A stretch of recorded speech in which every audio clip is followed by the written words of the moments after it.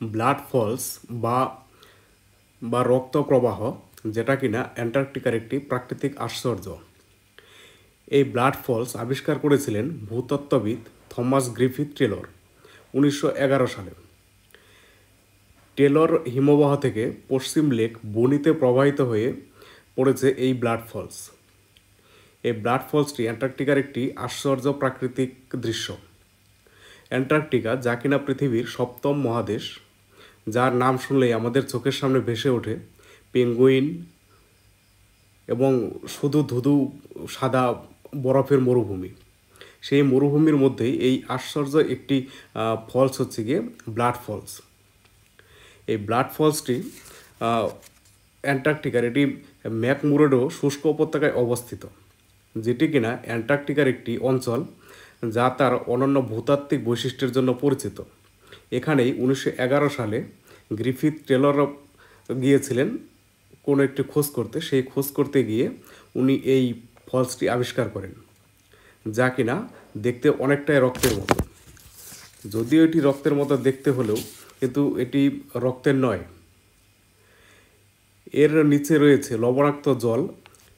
গ্লেসিয়ারের নিচে দীর্ঘদিন ধরে আটকে থাকা আয়রন যখন বাইরে বেরিয়ে আসে এবং সেই আয়রনের সমৃদ্ধ যখন লবণ বাতাসে অক্সিজেনের সংস্পর্শে আসে, তখন এটি অক্সিডেশনের ফলে এই লাল রঙটি ধারণ করে এবং সেটি যখন জলপ্রপাত হিসেবে বাইরে নিচে আসে তখন দেখতে অনেকটাই রক্তের মতো বলে মনে হয়।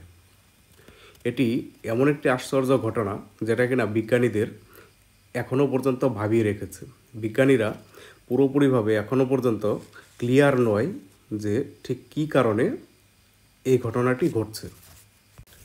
এই ব্লাড ফলস যেখানে অবস্থিত সেই হিমবাহের নিচে এখনও পর্যন্ত কিছু মাইক্রোস্কোপিয়াল অণুজীব বেঁচে আছে, যারা কিনা অত্যধিক লবণাক্ত জল এবং এই এতটা ঠান্ডার মধ্যেও সেই জীবাণু বেঁচে আছে। এবং সেই জীবাণু কিভাবে বেঁচে আছে সেটা একটা বিজ্ঞানীদের কাছে নতুন একটি প্রশ্ন তৈরি করে দিয়েছে।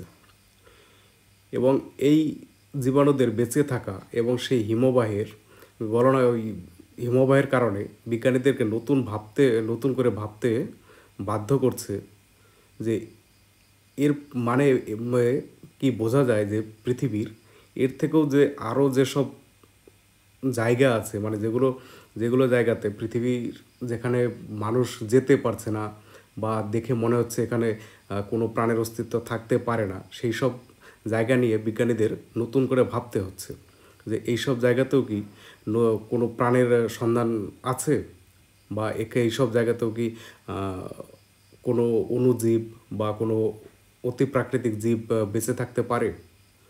এবং সেই সঙ্গে এটাও ভাবতে আমাদের বাধ্য করছে যে পৃথিবী বাদেও আমাদের সৌরমণ্ডলের যেসব গ্রহ বা উপগ্রহ যাদের বেশিরভাগটাই বরফে ঢাকা, যেমন শনির উপগ্রহ টাইটান বা বৃহস্পতির উপগ্রহ আয়ো, যাদের বেশিরভাগটাই বরফে ঢাকা।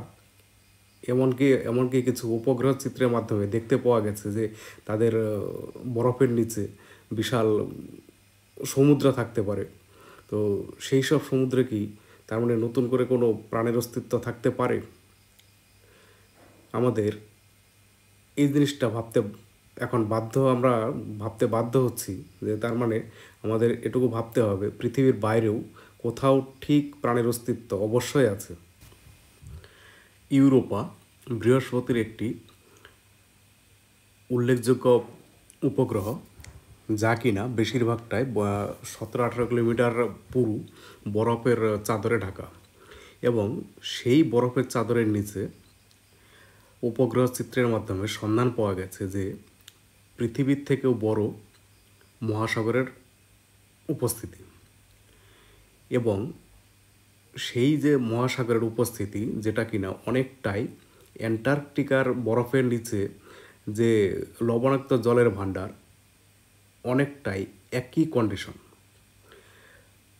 বলতে চাইছি এটাই যে অ্যান্টার্কটিকার বরফের নিচের মহাসাগরের যে জলের যেরকম অবস্থা, ইউরোপার বরফের নিচে জলের পরিস্থিতিও ঠিক অনেকটাই এই রকম।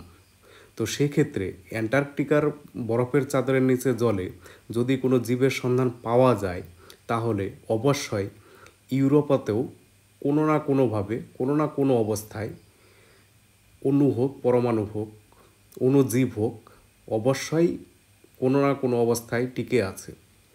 আজকের ভিডিও এই পর্যন্তই।